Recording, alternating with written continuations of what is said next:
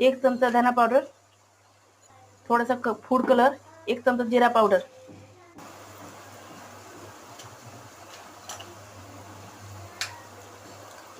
एक चमचा लाल तिखट, थोडीशी कोथिंबीर, 1 चमचा मीठ चवीनुसार, कॉर्नफ्लॉवर 3 चमचे, 5 मिनटं आपण त्याला मुरून देऊया. नंतर गॅसवर कढई ठेवूया, तेल घालूया.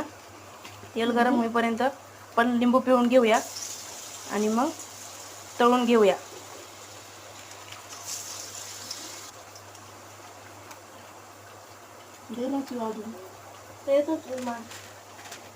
हे बघा रेडी आहेत आपले बटाट्याचे काप, कुरकुरीत आणि क्रिस्पी.